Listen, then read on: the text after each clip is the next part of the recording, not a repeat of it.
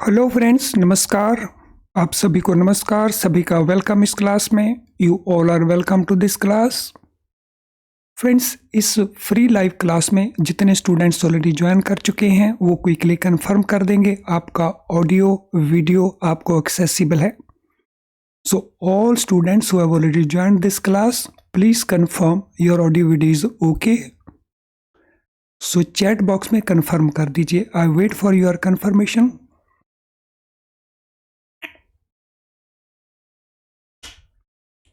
तो चलें शुरू करते हैं आज का डिस्कशन। आज का हमारा डिस्कशन में हम कवर करेंगे फ्रीक्वेंटली आस्क्ड क्वेश्चन, यानी वो इम्पोर्टेंट क्वेश्चंस जिनके पूछे जाने की पॉसिबिलिटीज ऑलवेज बनी रहती हैं या ये क्वेश्चन ऑलरेडी पूछे जा चुके हैं।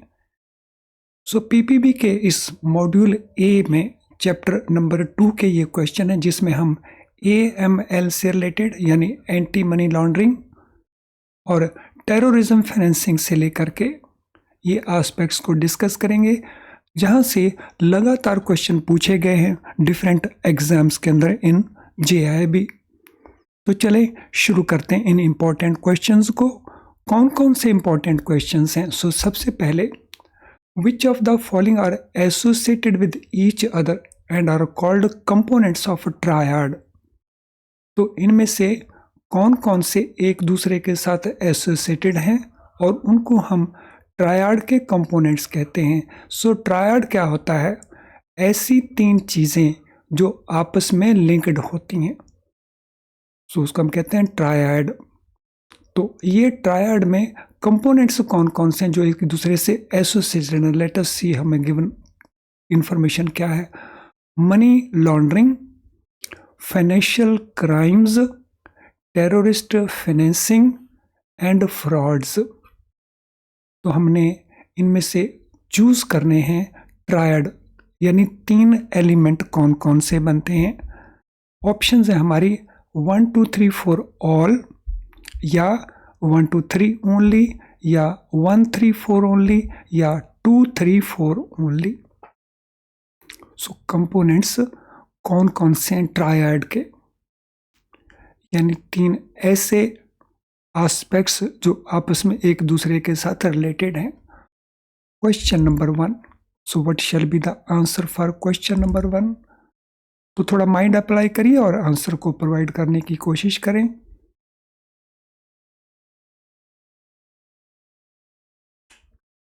फ्रेंड्स, इस ट्रायड के अंदर देख लेते हैं क्या क्या इंक्लूडेड है। सो मनी लॉन्ड्रिंग उसमें इंक्लूडेड है, yes it is included. Financial crimes involve हैं, यस ये भी इन्वॉल्व हैं फाइनेंशियल क्राइम्स, जैसे drug trafficking etcetera. Terrorist financing ये भी उसमें इन्वॉल्व है। फ्रेंड, फ्रॉड उसका पार्ट नहीं है, फ्रॉड एक मेथड है, तो ये उसमें इंक्लूडेड नहीं है ट्रायड के अंदर। तो हमारा ऑप्शन आंसर बन जाएगा B. Question number 2, money laundering is the process whereby origin of funds generated from criminal activities is obscured, hidden, concealed, obscured, and these funds are infused in the financial system appearing if these are originated from lawful sources, legitimate sources or legal sources। तो हमने ये दो fill in the blanks करने हैं, इनमें से हमने किस ऑप्शन को चूज करना है। तो पूरी स्टेटमेंट को एक बार पढ़ लीजिए और पढ़ने के बाद देखिए what is the answer. Money laundering वो प्रोसेस है जिसमें जो ओरिजिन ऑफ फंड्स जो क्राइम से पैदा किए जाते हैं, जनरेट किए जाते हैं क्रिमिनल एक्टिविटी से, उनको छुपाया जाता है। सो छुपाया जाना मीन्स उनको कंसील किया जाता है। These are concealed and these funds are infused in financial system appearing if. तो इनको फाइनेंशियल सिस्टम में इन्फ्यूज किया जाता है, डाल दिया जाता है, ताकि वो वहाँ पे नजर आए कि ये पैसा लीगल सोर्सेज यानी लेजिटिमेट सोर्सेज से अराइज हुआ है। तो ऑप्शन आंसर हमारा कौन सा बना? सी बन गया, concealed and legitimate. Question number 3। 3 number question में जाने से पहले फ्रेंड्स, ये स्मॉल इंफॉर्मेशन है। यूट्यूब के ऊपर रेगुलरली डेली बेसिस के ऊपर हम फ्री क्लासेस कंडक्ट कर रहे हैं, जीआईबी के लिए, सीआईबी के लिए, प्रमोशनल एग्जाम के लिए। इन क्लासेस में हम कॉन्सेप्ट्स को और क्वेश्चंस, ये वाली क्लासेस होती हैं। लॉन्ग एंड डिफ़िकल्ट क्वेश्चंस वाली क्लासेस होती हैं, केस स्टडी वाली क्वेश्चंस होती हैं, फ्रीक्वेंटली आस्क्ड क्वेश्चंस वाली क्वेश्चंस हमारी क्लासेस होती हैं। यानी इनका आप बेनिफिट ले सकते हैं। These are available freely and these are conducted on a daily basis for all papers of GIB, CIB. तो हमारे चैनल के ऊपर आप इनको वॉच कर सकते हो every day. Now third question, funds received as part of money laundering are deployed in illicit activities, illegal activities, legal activities या illicit activities, और in lawful assets, legitimate assets, legitimate assets, legal assets। तो हमने बताना है कि इनको किस type की एक्टिविटी में डिप्लॉय किया जाता है। या तो वो एक्टिविटीज हैं या वो किस टाइप के एसेट में इनको डिप्लॉय किया जाता है, यानी इनको यूज किया जाता है। तो देखिए कौन से 2 ऑप्शंस, इसमें से कौन सा सेट हमारा करेक्ट बनता है?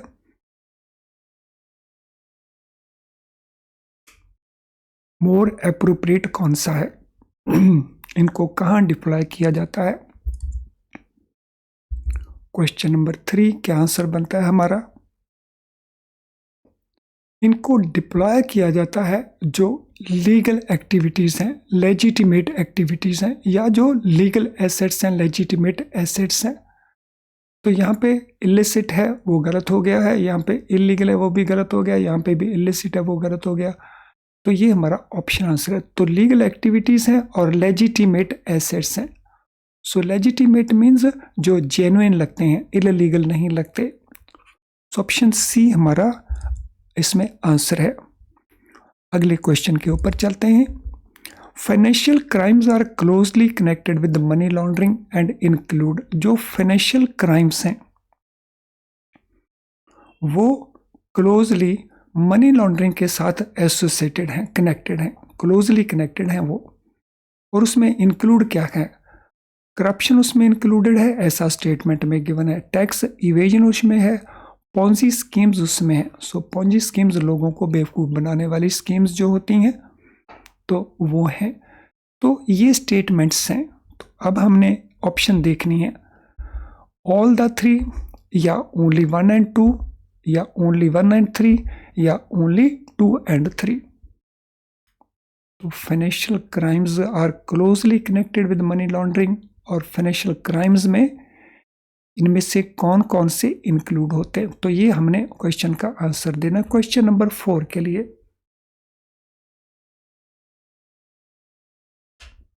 तो देखिए क्या इसमें आंसर बनता है क्वेश्चन नंबर 4 के अंदर।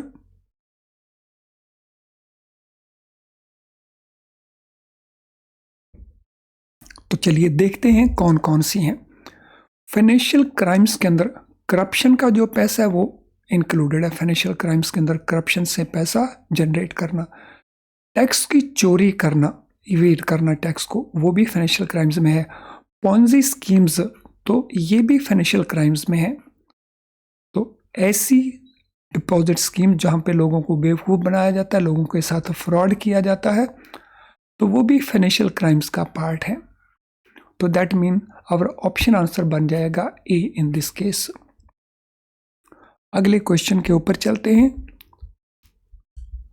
विच of the following statements are true और फॉल्स? इनमें कौन कौन सी स्टेटमेंट हमें लगती है कि वो ट्रू है या फॉल्स है, और ये किस कॉन्टेक्स्ट में है? With regard to terrorist financing, terrorist financing के साथ जुड़ी हुई कौन सी स्टेटमेंट इनमें ट्रू और फॉल्स है? With growth of several terrorist organisation, terrorist financing has assumed large proportions, ये एक है। दूसरा statement, terrorist financing has developed links with money laundering. तीसरा statement, terrorist financing and money laundering have similar modalities, उसमें एक ही तरह के मेथड को यूज किया जाता है। Then ML, money laundering, terrorism financing and financial crimes are interconnected. तो हमने बताना है इनमें से कौन कौन सी स्टेटमेंट्स ट्रू हैं, कौन कौन सी फॉल्स है। तो ये हमारे ऑप्शन आंसर्स हैं। तो देखिए कौन कौन सी ट्रू या फॉल्स लगती है। क्वेश्चन नंबर 5 तो रिलेटिवली थोड़ा डिफिकल्ट क्वेश्चन है। पहले आइडेंटिफाई करें इनमें से ट्रू कौन कौन सी हैं, फॉल्स कौन कौन सी हैं, और फिर हम आंसर को उसके साथ लिंक करेंगे। यस, ट्राई करिए क्वेश्चन नंबर 5 के लिए।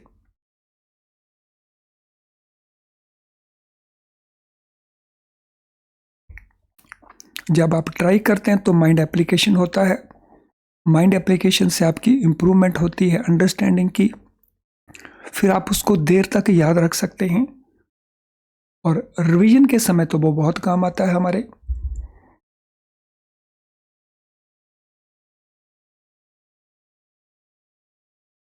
Yes, quickly what is the answer?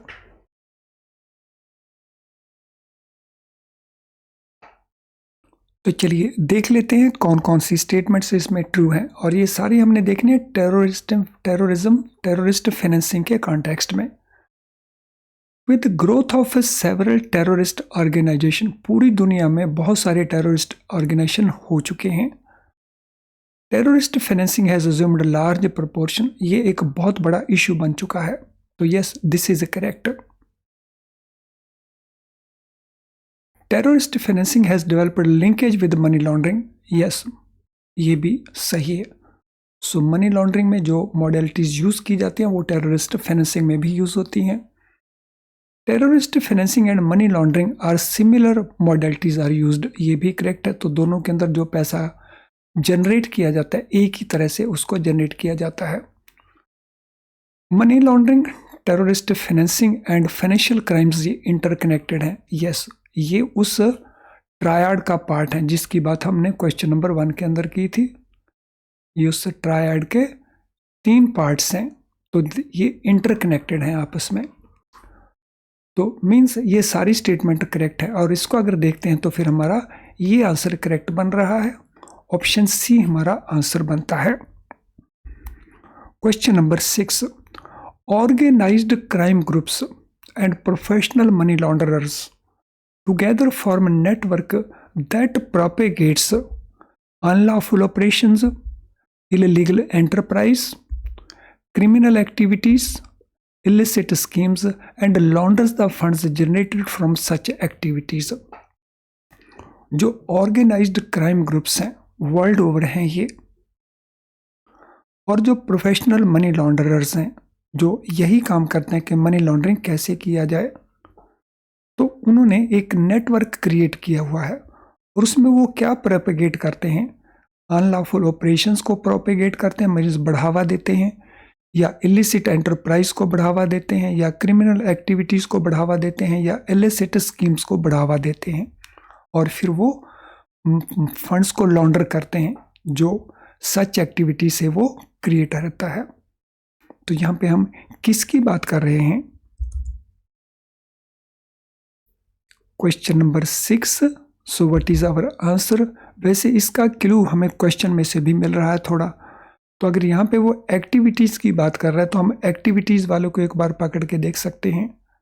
सो क्या प्रोपेगेट करते हैं ये मिल करके? ये प्रोपेगेट करते हैं क्रिमिनल एक्टिविटीज़ को। सो सच एक्टिविटीज़, कौन सी एक्टिविटी? जो क्रिमिनल एक्टिविटीज़ हैं, यानी ऑप्शन सी हमारा आंसर बन जाएगा। अगले क्वेश्चन के ऊपर चलते हैं। Which global organization was set up for evolving measures to be taken by financial sector businesses and certain non-financial businesses and professions for prevention of money laundering?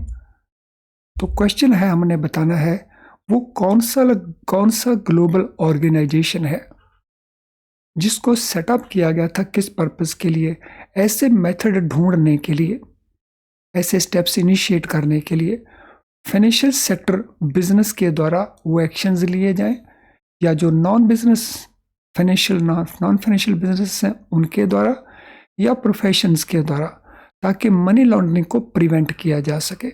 हमने बताना उस ऑर्गेनाइजेशन का नाम, वो ऑर्गेनाइजेशन कौन सा है जो इंटरनेशनल लेवल के ऊपर सेटअप किया गया।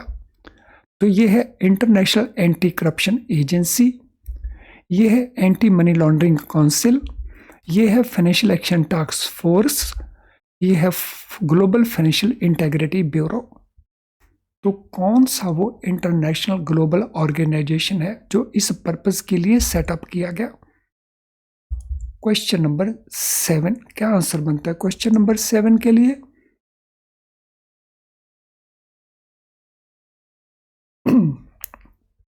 क्वेश्चन नंबर 7,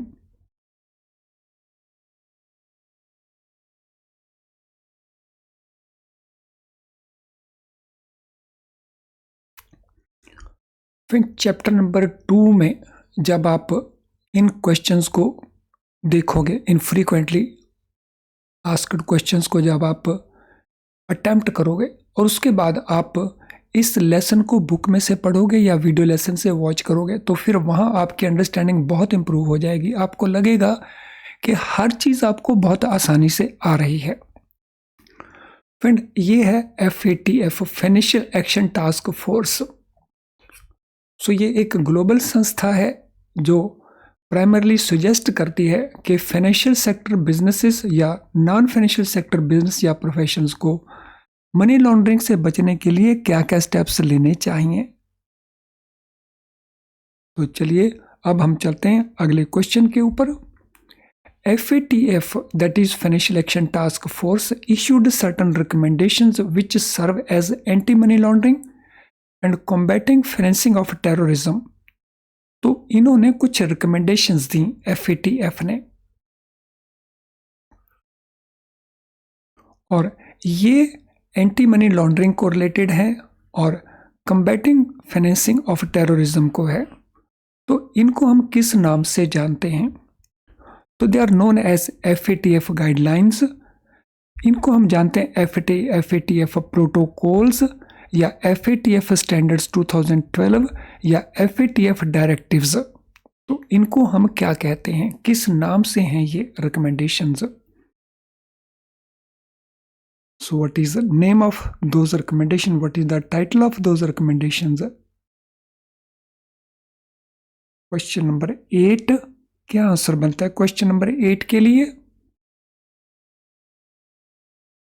फ्रेंड्स, इन रिकमेंडेशंस को हम कहते हैं financial action task force standards, जो 2012 के अंदर बने, 2012 के अंदर इनको बनाया गया। Financial action task force standards 2012। तो ये सर्व करते हैं anti money laundering and combating financing of terrorism guidelines के तौर के ऊपर। तो चलें अगले क्वेश्चन को देखते हैं, उसमें क्या लिखा है। Funds from criminal activities are generated outside financial system. जो क्रिमिनल एक्टिविटीज से फंड जनरेट किए जाते हैं वो फाइनेंशियल सिस्टम के बाहर हैं, but these are placed in it to give them legal form. इनको फिर फाइनेंशियल सिस्टम में प्लेस कर दिया जाता है ताकि वो लीगल नजर आए। This money laundering cycle comprises which stages. ये मनी लॉन्ड्रिंग का साइकिल है, इसमें कौन कौन सी स्टेजेस इन्वॉल्व हैं? प्लेसमेंट इन्वॉल्व है, लेयरिंग इन्वॉल्व है, इंटेग्रेशन इन्वॉल्व है, यूजिंग इन्वॉल्व है। तो हमने बताना इनमें से क्या क्या इन्वॉल्व है। ये हमारे ऑप्शंस हैं 1 2 3 4 ऑल, या 1 2 3 ओनली, या 1 3 4 ओनली, या 2 3 4 ओनली। क्या क्या इसमें इन्वॉल्व है? सो ये आंसर हमने प्रोवाइड करना है क्वेश्चन नंबर 9 के लिए।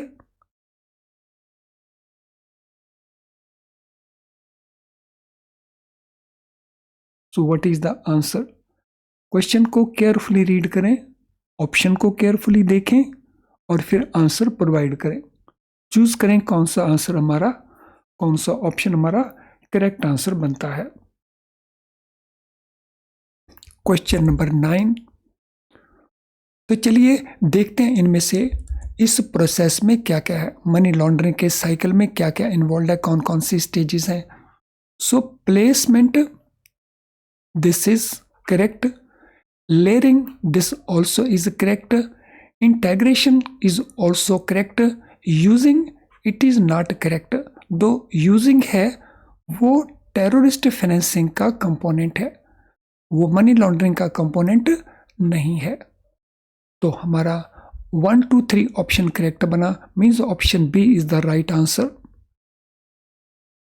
Next question, the process of collecting funds lying in multiple accounts in one or few accounts that are then deployed for investing in some legal business activity or for acquiring some asset in legitimate manner is called। वो process जिसमें funds को collect किया जाता है जो multiple bank accounts में पड़े हुए हैं। So multiple accounts means multiple bank accounts. तो मल्टीपल अकाउंट्स में से इनको एक या कुछ थोड़े से अकाउंट्स में इनको ट्रांसफ़र कर दिया जाता है, कलेक्ट कर लिया जाता है और फिर इनको डिप्लॉय किया जाता है इन्वेस्ट करने के लिए। कहाँ? किसी लीगल बिजनेस एक्टिविटी के अंदर या कुछ लेजिटिमेट मैनर के अंदर एसेट को परचेज करने के पॉइंट ऑफ व्यू से। लेजिटिमेट होता है लीगल। इस प्रोसेस का नाम क्या है? इसको हम कहते हैं एग्रीगेशन, इसको हम कहते हैं कंसोलिडेशन, इसको हम कहते हैं इंटीग्रेशन, इसको हम कहते हैं सेंट्रलाइजेशन। तो ये प्रोसेस क्या कहलवाता है? Question number 10। सो सारी ऑप्शन एक जैसी नजर आती हैं, तो एक जैसा इंप्रेशन देती हैं। Aggregation, consolidation, integration, centralisation. तो question number 10, what is the answer? So ये प्रोसेस जो है मनी लॉन्ड्रिंग के जो 3 स्टेजेस हैं उसमें से एक पार्ट है और इसको हम कहते हैं इंटेग्रेट कर देना, यानी हमारा ऑप्शन आंसर बनेगा इंटेग्रेशन। तो इट इज इंटेग्रेशन। तो हमारा ऑप्शन सी हमारा आंसर बन गया इंटेग्रेशन। इंटेग्रेशन क्या है? अलग अलग अकाउंट्स में जो पैसा पड़ा है, जो डाला है क्राइम की एक्टिविटी से, उसको किसी एक या कुछ अकाउंट्स में ट्रांसफ़र कर देना और फिर वहाँ से उसको यूज़ करना for the purpose of investing. या तो वो पैसा लीगल बिजनेस में इन्वेस्ट किया जाएगा या उसके कोई लीगल एसेट्स कलेक्ट कर इन्वेस्ट किए जाएंगे, वो भी एक लीगल मैनर में दिखाया जाएगा। तो उसको हम कहते हैं इंटेग्रेट करना। The funds are passed through numerous financial transactions in these accounts. So different bank accounts हैं, उनमें फंड्स को ट्रांसफ़र किया जाता है कई सारी फाइनेंशियल ट्रांजैक्शंस के थ्रू। न्यूमरस मीन्स कई सारी। और किस पर्पस के लिए? For creating several layers of funds transfers, यानी कई परतें फंड्स ट्रांसफर की क्रिएट कर दी जाती हैं। This helps in hiding the source of funds. इससे जो सोर्स ऑफ फंड्स है वो पता नहीं चल पाता। इस प्रोसेस को क्या कहते हैं? तो इसको कंसीलमेंट कहते हैं, इसको लेयरिंग कहते हैं, इसको ऑब्फस्केशन कहते हैं या इसको कैमोफ्लैगिंग कहते हैं। So what it is called? Question number 11।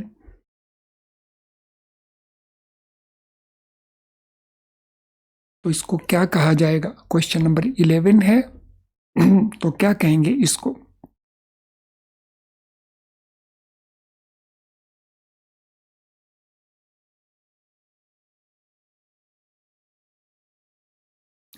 इसका आंसर हमें क्वेश्चन के अंदर से ही मिल जाएगा। तो यहां पे हम बात करें क्रिएटिंग सेवरल लेयर्स। तो मनी लॉन्ड्रिंग की 3 स्टेजेस में हम इसको कहते हैं लेयरिंग प्रोसेस। सो लेयरिंग में क्या होता है? न्यूमरस फाइनेंशियल ट्रांजैक्शंस उनको कंडक्ट किया जाता है इन अकाउंट्स के अंदर और फिर उसके ऊपर कई परतें क्रिएट हो जाती हैं, यानी पता नहीं चल पाता कि फंड्स कहाँ से आए थे। तो इस प्रोसेस को हम कहते हैं लेयरिंग का process.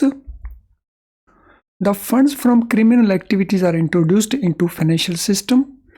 Typically this is done through deposit in multiple bank accounts. जो क्रिमिनल एक्टिविटीज का पैसा है वो फाइनेंशियल सिस्टम में इंक्लूड किया जाता है, इंट्रोड्यूस किया जाता है। और ये कैसे किया जाता है? मल्टीपल बैंक अकाउंट में इस पैसे को डिपॉजिट करवा के। तो मनी लॉन्ड्रिंग में हम इस प्रोसेस को क्या कहते हैं? इम्प्लांटेशन, इंस्टॉलेशन, प्लेसमेंट और इनफिल्ट्रेशन। तो क्या कहते हैं मनी लॉन्ड्रिंग के अंदर हम इसको? Yes, what it is known in money laundering. Money laundering में हम इसको क्या कहते हैं? अब ये बहुत डिफिकल्ट नहीं रहा, अगर आप लिंक कर लेंगे प्रीवियस 2 क्वेश्चंस के साथ तो फिर आप क्विकली इसको आंसर दे पाएंगे। क्रिमिनल एक्टिविटी से जनरेट किया हुआ पैसा फाइनेंशियल सिस्टम में डाल दिया जाता है और वो भी मल्टीपल बैंक अकाउंट्स ओपन करके। इस प्रोसेस को मनी लॉन्ड्रिंग में हम क्या कहते हैं? इसको हम कहते हैं प्लेसमेंट। तो मनी लॉन्ड्रिंग में 3 स्टेजेस हैं। तो 3 स्टेजेस में सबसे पहले कौन सी स्टेज है? अगर हम इसको सीक्वेंस में देखें तो सबसे पहला है प्लेसमेंट का, और उसके बाद है इंटीग्रेशन का, और थर्ड केस में हमारे पास है, सो व्हाट इज थर्ड स्टेज?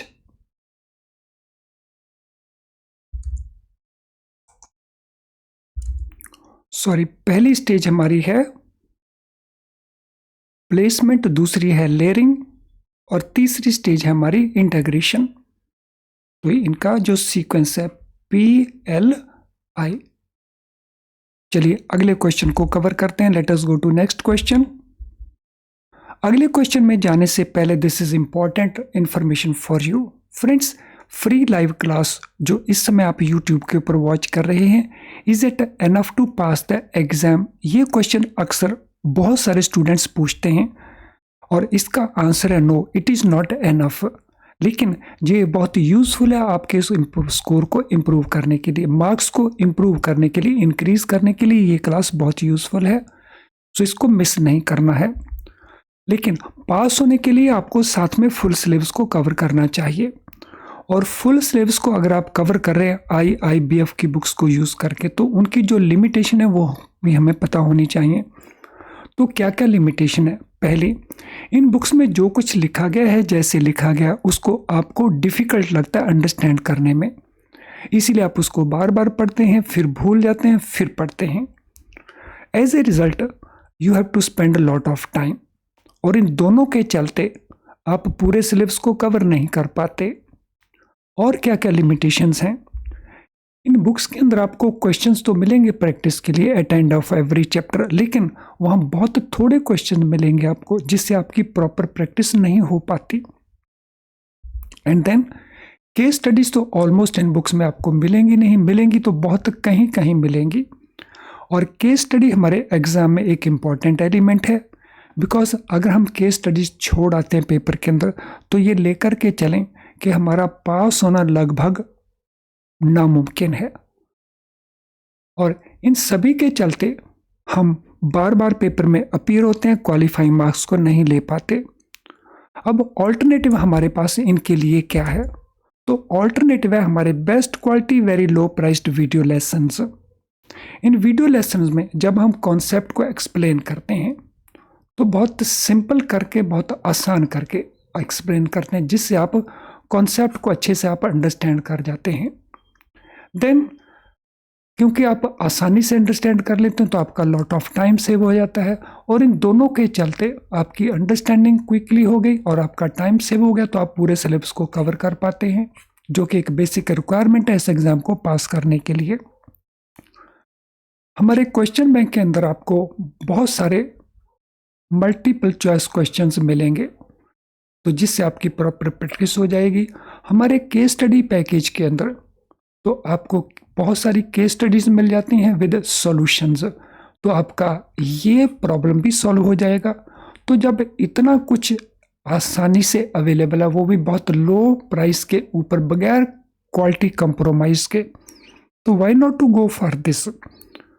तो जब इनको यूज़ करेंगे तो आप यूज़ करेंगे हमारी वेबसाइट को। हमारी वेबसाइट के कोर्स पेज में जाएं, यहाँ आपको ये सब कुछ मिल जाएगा, या हमारी ऐप के स्टोर्स में चले जाइए या उसके कोर्सेज पेज में चले जाइए, तो वहाँ पे आपको ये सब कुछ मिल जाएगा। तो इनको यूज़ करिए और अपनी पास होने की जो पॉसिबिलिटीज़ हैं उनको इम्प्रूव करिए। तो चलिए अब हम चलते हैं अगले क्वेश्चन के ऊपर। There are numerous terrorist outfits in the world. पूरी दुनिया के अंदर जो टेररिस्ट आउटफिट्स हैं वो बहुत ज़्यादा हैं। These have financial cycle similar to commercial entities. इनका जो फाइनेंशियल साइकिल है वो जैसे नॉर्मल कमर्शियल एंटिटीज़ हैं उनके जैसा ही है। And they use banks and financial institutions, और इस पर्पज़ के लिए वो बैंक्स को और फाइनेंशियल इंस्टीट्यूशंस को यूज़ करते हैं। Financing of terrorism comprise following stages. So terrorism financing में डिफरेंट स्टेजेस हैं। रेजिंग की स्टेज है, मूविंग की स्टेज है, स्टोरिंग की स्टेज है, यूजिंग की स्टेज है। हमने बतानी इनमें से वो कौन कौन सी स्टेजेस हैं। ऑल द 4 हैं, 1 2 3 ओनली हैं, 1 3 4 ओनली हैं, या 2 3 4 ओनली हैं। तो कौन कौन सी वो स्टेजेस हैं। क्वेश्चन नंबर 13 हमारा क्या आंसर बनता है क्वेश्चन नंबर 13 के लिए।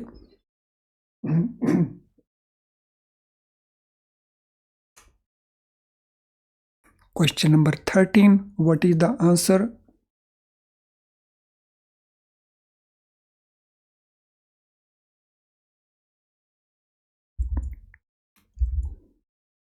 फ्रेंड्स, टेररिज्म फाइनेंसिंग के अंदर कौन कौन सी एक्टिविटीज़ हैं।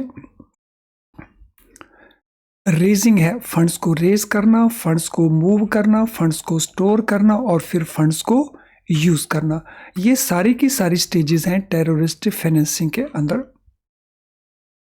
तो ब्रॉडली हम इसको इस प्रकार से याद रख सकते हैं। जब हम बात करते हैं मनी लॉन्ड्रिंग की, उसके अंदर 3 स्टेजेस हैं। जब हम बात करते हैं टेररिज्म फाइनेंसिंग की, तो उसके अंदर 4 स्टेजेस हैं। मनी लॉन्ड्रिंग में अभी हमने नोट किया था, वहाँ की स्टेजेस हैं प्लेसमेंट, लेयरिंग एंड इंटीग्रेशन, और यहाँ पे रेस करना, उनको मूव करना, उनको स्टोर करना और फिर उनको यूज़ करना। ये स्टेजेस है। चलिए अगले क्वेश्चन के ऊपर चलते हैं। Contributors to terrorism organization can be located anywhere, not only in their home country but across the world. जो टेररिज्म ऑर्गेनाइजेशन को पैसा कंट्रीब्यूट करते हैं, हेल्प कंट्रीब्यूट करते हैं, तो वो कहीं भी दुनिया में लोकेटेड हो सकते हैं। ये ज़रूरी नहीं कि उन टेररिस्ट ऑर्गेनाइजेशन के होम कंट्रीज में वो हों। These funds are therefore required to be shifted to places of their establishment of that organization. ये जो फंड्स हैं कंट्रीब्यूशन से आते हैं, तो ज़रूरत पड़ती है इनको शिफ्ट किया जाता है जहां टेररिस्ट ऑर्गेनाइजेशन इस्टेब्लिश्ड हैं। So this process of organisation terrorist financing is called. So terrorist financing में ये जो प्रोसेस है इसको हम क्या कहते हैं। इसको रीलोकेशन कहते हैं, इसको ट्रांसफरेंस कहते हैं, इसको शिफ्टिंग कहते हैं, इसको मूविंग कहते हैं। So what it is called, क्या कहा जाता है इसको।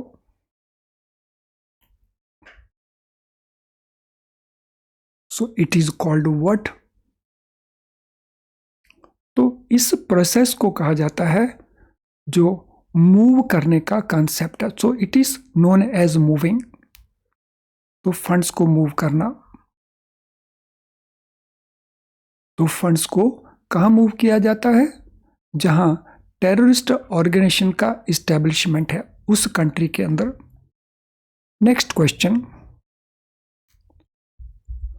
What stage in terrorism financing involves parking funds in bank accounts और financial investment temporarily.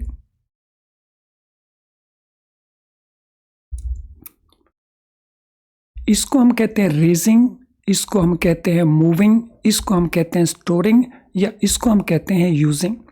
So what stage in terrorism financing involves parking funds in bank accounts और financial investment temporarily. तो कौन सी वो एक्टिविटी है जिसमें बैंक अकाउंट में पैसा डाल दिया जाता है या फाइनेंशियल इन्वेस्टमेंट कर दी जाती हैं on A temporary basis.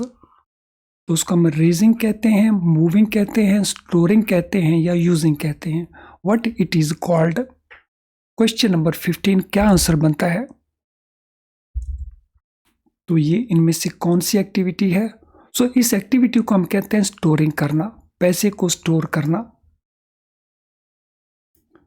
Question number 16, which stage of terrorism financing involves utilising raised funds for terrorist acts और ऑर्गेनाइजेशन एक्टिविटीज। इनमें कौन सी वो स्टेज है जिसमें एक्चुअली पैसे को जो रेज किया गया उसको यूज किया जाता है टेररिस्ट एक्ट्स के लिए और ऑर्गेनाइजेशन एक्टिविटीज के लिए? तो इसका तो आंसर हमें क्वेश्चन के अंदर ही अवेलेबल है। तो इस फंड्स को यूटिलाइज करने की एक्टिविटी को हम क्या कहते हैं? तो इसको हम कहते हैं यूज करना। तो ऑप्शन डी इसमें हमारा आंसर बन जाएगा। Question number 17, what is the term for the stage where terrorist organisation clandestinely channel funds from sympathisers and income generating activities?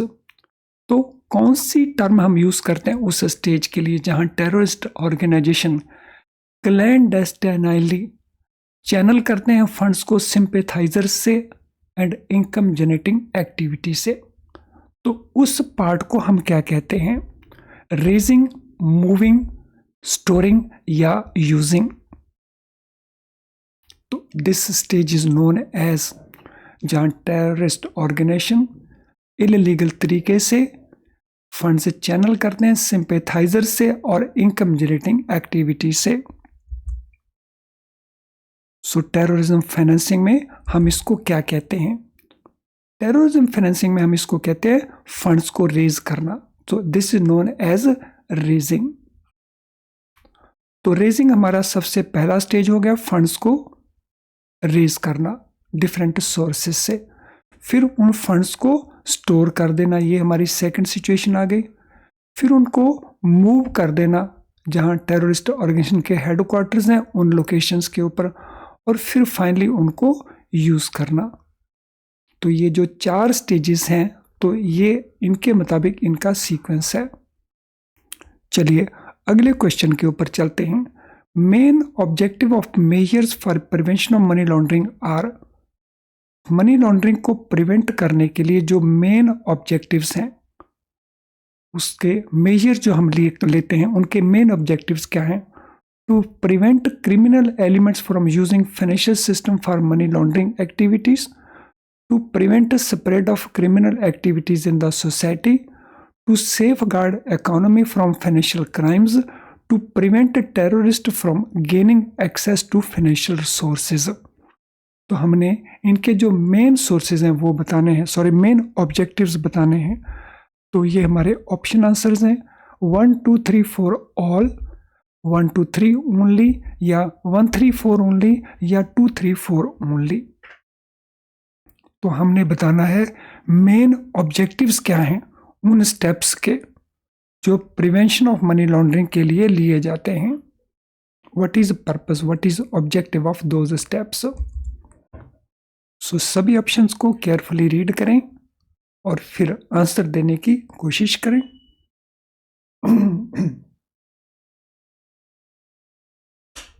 So what shall be the answer? Main objectives क्या क्या हैं? So main objectives को देख लेते हैं क्या क्या है। To prevent criminal elements from using financial system for money laundering purpose, yes ये तो मेन ऑब्जेक्टिव है ही। To prevent spread of criminal activities in the society, क्योंकि इस फंडिंग के द्वारा क्रिमिनल एक्टिविटीज स्प्रेड की जाती हैं, तो ये भी इसका पर्पस बन गया।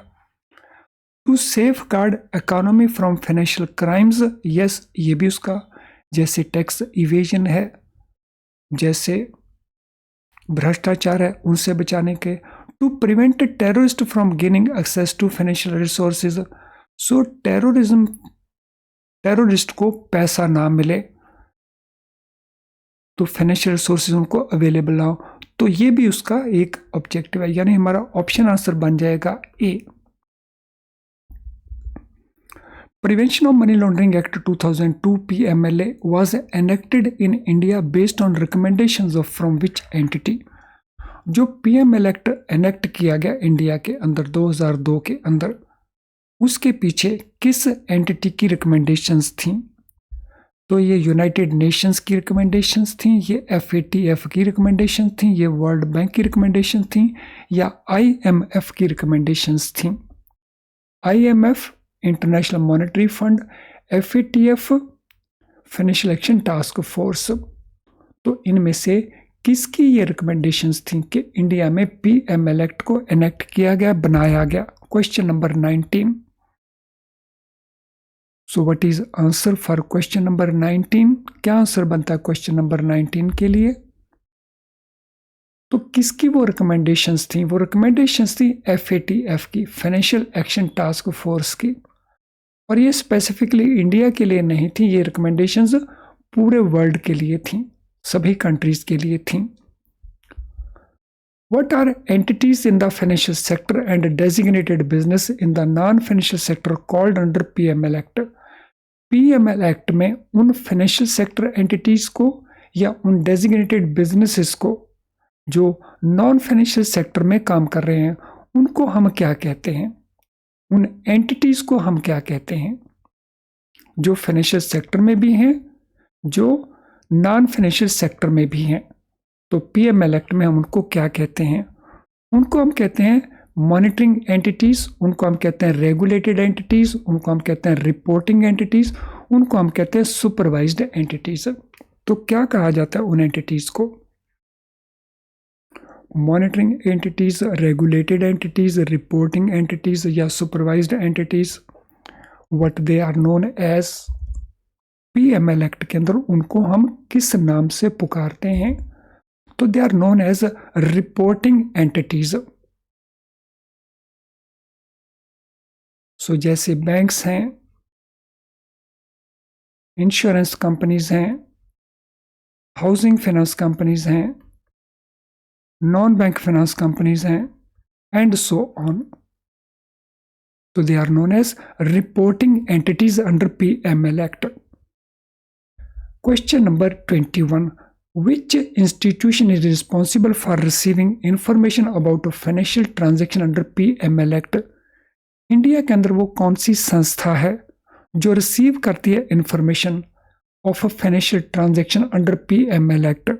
पीएमएल एक्ट के अंदर हमने बताना है उस इंस्टीट्यूशन का नाम जिसको इंफॉर्मेशन रिसीव करना है फाइनेंशियल ट्रांजैक्शंस के बारे में।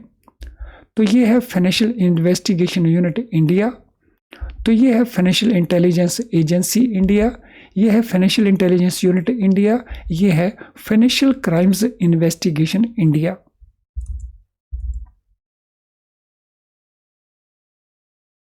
तो हमने बताना है उस इंस्टीट्यूशन का नाम जो ये इंफॉर्मेशन कलेक्ट करती है, फाइनेंशियल ट्रांजैक्शन का इंफॉर्मेशन कलेक्ट करती है, तो उसका नाम क्या है?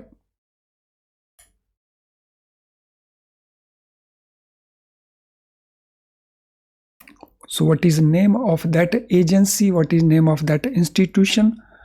क्वेश्चन नंबर 21 का आंसर क्या बनता है? So this is known as Financial Intelligence Unit India, FIU India। लेकिन FIU के लिए फाइनेंशियल इन्वेस्टिगेशन नहीं, it is the financial intelligence unit of India. तो ऑप्शन सी इसमें हमारा आंसर बनता है। Now let us go to next question. Under PML Act, which institution supervises business entities subject to the Act? तो PML Act के अंदर वो कौन सी इंस्टीट्यूशन है जो सुपरविजन का काम करती है, बिजनेस एंटिटी को वो सुपरवाइज करती है? वो बिजनेस एंटिटीज जो एक्ट के अंतर्गत डिफाइन की गई हैं। तो ये है एनफोर्समेंट डायरेक्टोरेट जिसको हम ईडी कहते हैं, ये है financial intelligence unit India FIU, ये है रिजर्व बैंक ऑफ इंडिया, ये है सेबी। तो हमने बताना है उस सुपरवाइजिंग इंस्टीट्यूशन का नाम जो बिजनेस एंटिटीज कंसिडर की जाती हैं अंडर पीएमएल एक्ट। तो वो संस्था कौन सी है, वो रेगुलेटर कौन सा है, वो सुपरवाइजर कौन सा है? तो which institution supervises business entities which are subject to PML act? Question number 22 क्या आंसर बनता है क्वेश्चन नंबर 22 के लिए? सो देखिए कौन सा बनता है। एक बार मैं फिर से कहना चाहूंगा, ये क्वेश्चन जब आप कर लें तो उसके बाद इस चैप्टर को एक बार फिर से देखना और फिर आपको पता चल जाएगा, क्विकली अंडरस्टैंड कर जाएंगे पूरे के पूरे टेक्स्ट को आसानी से। तो फ्रेंड्स ये जो इंस्टीट्यूशन है सुपरवाइज करती है, ये भी फाइनेंशियल इंटेलिजेंस यूनिट इंडिया है, यानी FIU इंडिया। तो इसको सुपरवाइज करने का रिस्पॉन्सिबिलिटी है उन बिजनेस एंटिटीज को जो PML एक्ट के अंदर इंक्लूडेड हैं। Who serves as investigation and prosecuting authority for money laundering crimes under PML act. PML act के अंतर्गत कौन सी वो संस्था है जो इन्वेस्टिगेट करती है, जो प्रोसिक्यूट करती है मनी लॉन्ड्रिंग क्राइम्स को? तो इन संस्थाओं के नाम हैं financial intelligence unit India, central bureau of investigation, enforcement directorate या नार्कोटिक्स कंट्रोल ब्यूरो। तो हमने बताना है इनमें से कौन सी वो एजेंसी जो इन्वेस्टिगेट करती है, जो प्रोसिक्यूट करती है, मुकदमा चलाती है मनी लॉन्ड्रिंग क्राइम्स के लिए। क्वेश्चन नंबर 23,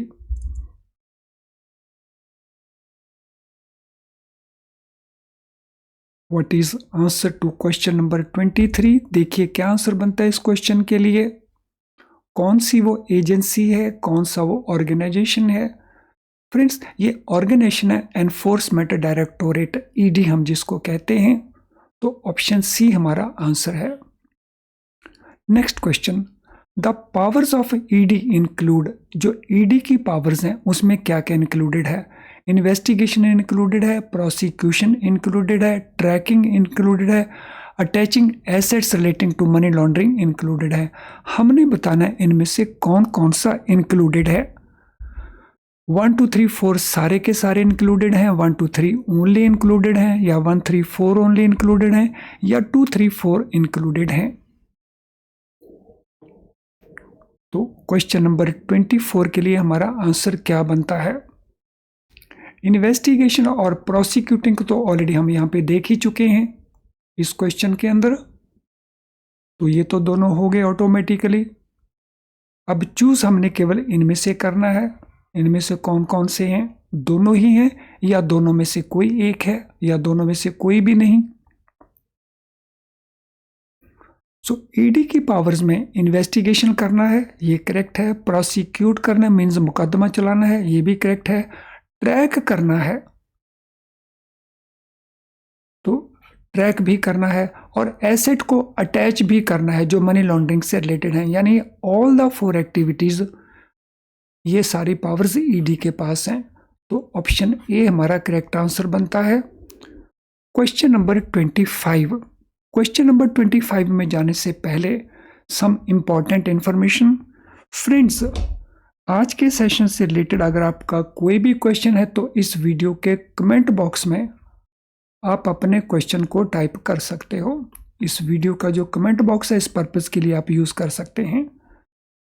आज के सेशन से नहीं, आपकी कोई भी अदर क्वेरी है तो आप हमें इस ईमेल आईडी के ऊपर मेल कर सकते हो। आज के सेशन में हम बहुत इंपॉर्टेंट एस्पेक्ट्स को डिस्कस कर रहे हैं। आई एम वेरी श्योर ये आपको बहुत यूजफुल लग रहा होगा। अगर आपको ये यूजफुल लग रहा है तो फिर इसको लाइक करने में संकोच ना करें, तो क्विकली इसको लाइक कर दें। जब आप किसी सेशन को लाइक करते हैं तो यूट्यूब आर्टिफिशियल इंटेलिजेंस की हेल्प से इस लेसन को और बहुत सारे स्टूडेंट्स तक पहुंचाने की कोशिश करता है। तो इसको लाइक करके हम दूसरे स्टूडेंट्स की हेल्प कर सकते हैं। सिंपली लाइक कर दें क्विकली, और पर्सनल तौर के ऊपर आप शेयर कर सकते हैं इसके लिंक को with your friends and colleagues. Channel अगर आपने अभी तक सब्सक्राइब नहीं किया तो चैनल को सब्सक्राइब कर लें, वो भी बेल आइकन के साथ। अदरवाइज हमारे जो नोटिफिकेशंस हैं क्लासेस के वो आपको नहीं मिल रहे होंगे, जिसके कारण आपकी बहुत सारी क्लासेस मिस हो रही होंगी। तो इमीडिएटली चैनल को अगर सब्सक्राइब नहीं किया तो पहले तो सब्सक्राइब कर लें, और अगर आपने सब्सक्राइब किया है लेकिन बेल आइकन पुश नहीं किया है तो बेल आइकन को पुश कर दें ताकि हमारे सारे नोटिफिकेशन आपको इमीडिएटली मिलते चलें। तो चलें अब हम चलते हैं अगले क्वेश्चन के ऊपर। What type of courts are established for adjudicating money laundering cases under PML Act? PML act के अंतर्गत किस टाइप के वो कोर्ट्स हैं जिनको इस्टेब्लिश किया गया है मनी लॉन्ड्रिंग को एडजुडिकेट करने के लिए, यानी मनी लॉन्ड्रिंग के ऊपर फैसला लेने के लिए। वो कौन से कोर्ट्स हैं? वो कोर्ट्स हैं रेगुलर कोड्स, वो कोड्स हैं फाइनेंशियल कोड्स, वो कोड्स हैं स्पेशल कोड्स, वो कोड्स हैं हाई कोड्स। सो मनी लॉन्ड्रिंग की जो एक्टिविटीज़ हैं, मनी लॉन्ड्रिंग के जो केसेस हैं, उनको डिसाइड करने के लिए, उनको एडजुडिकेट करने के लिए कौन से कोड्स को इस्टेब्लिश किया गया। Question number 25। So question number 25 के लिए क्या आंसर हमारा बनता है? रेगुलर कोड्स हैं, फाइनेंशियल कोड्स हैं, स्पेशल कोड्स हैं या हाई कोड्स हैं। तो कौन सी कोड इस्टेब्लिश की गई स्पेसिफिकली अंडर पीएमएल एक्ट की जो मनी लॉन्ड्रिंग के केसेस हैं उनको एडजुडिकेट करने के लिए? फ्रेंड्स, ये कोड्स हैं स्पेशल कोड्स। तो पीएमएल एक्ट के अंतर्गत ये स्पेशल कोड्स हैं, जो केवल यही काम करती हैं, जो मनी लॉन्ड्रिंग से रिलेटेड इश्यूज हैं वो उनको एडजुडिकेट करते हैं, उनके ऊपर वो डिसीजन लेती हैं। The offence of money laundering has been defined in section 3 of PML act. जो मनी लॉन्ड्रिंग का ऑफेंस है, क्या होता है मनी लॉन्ड्रिंग का ऑफेंस, इसका डेफिनेशन हमें मिलेगा सेक्शन 3 पीएमएल एक्ट के अंतर्गत। और ये कैसे डिफाइन करता है? ये डिफाइन करता है whosoever directly or indirectly attempts to indulge or knowingly assist or knowingly is a party or is actually involved in any process activity connected with the proceeds of legal transactions or tainted property or crime or crime. So proceeds of इनमें से कोई एक, including its concealment, possession, acquisition और use and projecting और claiming it to be as tainted property, crime property, untainted property या clean property shall be guilty of offence of money laundering. तो क्या कहता है ये डेफिनेशन? कोई भी पर्सन जो सीधे तौर पे, डायरेक्टली या इनडायरेक्ट वे में वो अटेम्प्ट करता है उसमें इन्वॉल्व होने की, या जानबूझ करके हेल्प करता है, या जानबूझ के वो पार्टी है उस ट्रांजैक्शन के लिए, या वो एक्चुअली इन्वॉल्व है उस प्रोसेस के अंदर, उस एक्टिविटी के अंदर जो किसके साथ कनेक्टेड है? प्रोसीड्स ऑफ, इंक्लूडिंग कंसीलमेंट, उसको छुपाने में, उसको रखने में, उसको अक्वायर करने में, उसको यूज़ करने में, या उसको प्रोजेक्ट करने में या क्लेम करने में कि ये किस प्रकार की प्रॉपर्टी है, तो उसको गिल्टी माना जाएगा मनी लॉन्ड्रिंग के ऑफेंस के लिए। तो हमने ये 2 फिल इन द ब्लैंक्स देखने हैं, कौन कौन से फिल इन द ब्लैंक्स करने हैं इन 4 सेट्स में से। तो देखिए कौन सा सेट हमारा यहाँ पे अप्रोप्रिएट बनता है क्वेश्चन नंबर 26 के अंदर।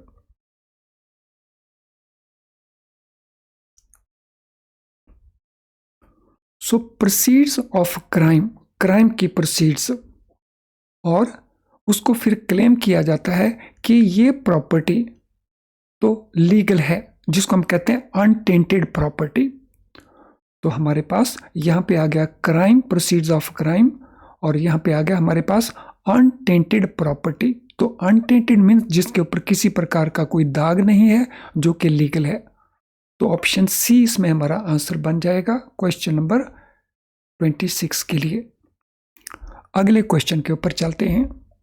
Section 45 of PML act categorises all offences under acts as what type of offences? So जो सेक्शन 45 है पीएमएल एक्ट का, तो जितने भी ऑफेंसेस एक्ट के अंदर हैं तो उनको किस टाइप के ऑफेंस वो एक्ट कैटेगराइजेशन करता है, तो उनकी किस कैटेगरी में उनको कैटेगराइज करता है? सिविल ऑफेंसेस हैं, बेलेबल हैं, कॉग्निजेबल ऑफेंसेस हैं, बेलेबल हैं, नॉन कॉग्निजेबल ऑफेंसेस हैं, नॉन बेलेबल हैं, कॉग्निजेबल ऑफेंसेस हैं, नॉन अवेलेबल हैं। तो कौन से वो ऑफेंसेस हैं? तो यहाँ पे हमारे पास बी और डी तो एक ही ऑप्शन है, नो वो अलग हैं, सॉरी, ये बेलेबल हैं, ये नॉन अवेलेबल हैं। तो इनमें से जो पीएमएल एक्ट के ऑफेंसेस हैं सेक्शन 45 के मुताबिक वो इनमें से कौन से हैं? सिविल हैं, बेलेबल हैं, कॉग्निजेबल हैं, बेलेबल हैं, नॉन कॉग्निजेबल हैं, नॉन बेलेबल हैं, कॉग्निजेबल हैं, नॉन बेलेबल हैं। तो ये ऑफेंसेस इनमें किस कैटेगरी में आते हैं? ये ऑफेंसेस कॉग्निजेबल हैं और नॉन बेलेबल हैं, यानी इनके ऊपर मुकदमा दायर हो सकता है इनके कारण, उनको हम कहते हैं कॉग्निजेबल। तो कोर्ट इनको कंसिडर करता है। और ये नॉन बेलेबल हैं, इनके लिए बेल अवेलेबल नहीं है। So option D is the answer. According to section 4 PML act, what is the punishment for money laundering offence?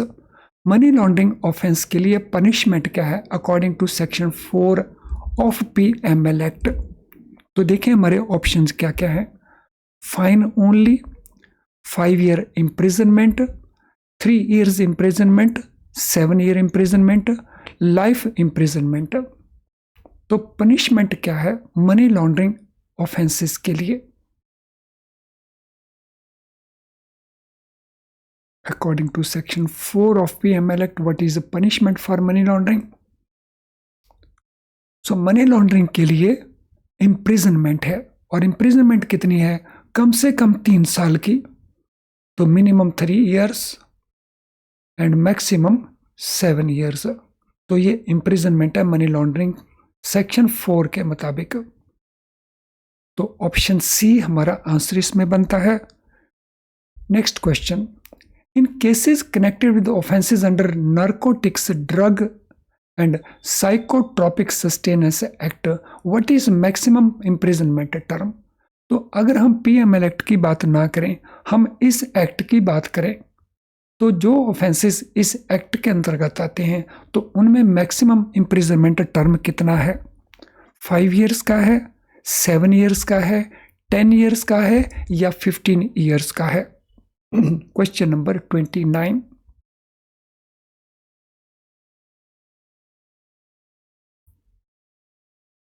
क्या आंसर बनता है हमारा क्वेश्चन नंबर 29 का?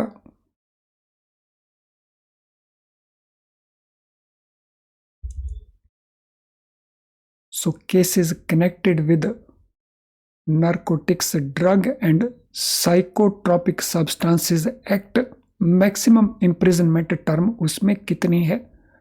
5 साल है, 7 साल है, 10 साल है, या 15 साल है? दिस टर्म इज 10 years, 10 साल का ये टर्म है। जब हम बात करते हैं PML एक्ट की, तो वहां से 3 से 7 साल का टर्म है, लेकिन जब हम बात करते हैं इस एक्ट की, तो इसमें प्रोविजन है 10 years का। फ्रेंड्स, एक बार मैं फिर से आपको रिक्वेस्ट करना चाहूंगा, ये वीडियो वॉच करने के बाद आप मॉड्यूल ए के चैप्टर नंबर 2 को, इसका जो AML पार्ट है, PML पार्ट है, इसको एक बार ज़रूर फिर से पढ़ना, और फिर देखना कि आपको IIBF की ये बुक से अगर आप पढ़ रहे हैं तो कितना क्विकली आप उसको आसानी से अंडरस्टैंड कर जाएंगे। क्योंकि अब बहुत सारे फंडास आपके इस लेसन के थ्रू क्लैरिफाई हो चुके हैं, क्लियर हो चुके हैं आपके फंडास। फ्रेंड, इसी प्रकार के फ्रीक्वेंटली आस्क्ड क्वेश्चंस, जिनमें वो क्वेश्चंस भी हैं जिनके पूछे जाने की पॉसिबिलिटीज़ रहती हैं ऑलवेज, और वो क्वेश्चंस भी हैं जो ऑलरेडी क्वेश्चंस के अंदर, पेपर्स के अंदर पूछे गए हैं, यानी दोनों पार्ट्स को कवर किया है। पॉसिबिलिटी भी बनी रहती हैं, वो पार्ट भी आ गया इसके अंदर, और जिनको पूछा जा चुका है वो पार्ट भी इसके अंदर आ गया है। तो इनको आप फ्यूचर में भी लगातार वॉच करेंगे, नॉट ओनली फॉर JIB। केवल JIB के लिए नहीं, या JIB के केवल एक पेपर के लिए नहीं, JIB के सभी पेपर्स के लिए हमारा ये मैराथन क्लासेस रेगुलरली हम कंडक्ट कर रहे हैं। हमारे चैनल के ऊपर आएँ और हमारे चैनल के ऊपर आप इन फैसिलिटी को यूज़ करें। तो चलिए अब हम इस सेशन को वाइंड अप करेंगे, लेकिन वाइंड अप करने से पहले आज के सेशन से रिलेटेड अगर आपका कोई भी क्वेश्चन है तो इस वीडियो के कमेंट बॉक्स में आप अपने क्वेश्चन को टाइप कर सकते हैं, तो वहां से हम इसको सूटेबली आंसर कर देंगे। इसके अलावा अगर आपको हमारी ये बेस्ट क्वालिटी की लो प्राइस्ड प्रोडक्ट्स आपको इनकी ज़रूरत है, आई थिंक इनकी ज़रूरत होनी चाहिए, चाहे ये वीडियो लेसन्स हों, चाहे ये केस स्टडीज़ हों, चाहे ये क्वेश्चन बैंक हों। तो इनको जब आप यूज़ करेंगे तो आपके पास होने की जो पॉसिबिलिटीज़ हैं वो बहुत इंक्रीज़ कर जाती हैं। तो यहाँ पे ये केवल CIB के लिए नहीं है, तो ये JIB के लिए भी अवेलेबल है। तो these are available for JIB also. तो चलें अब हम इस सेशन को वाइंड अप करेंगे। So thank you friends and all the best.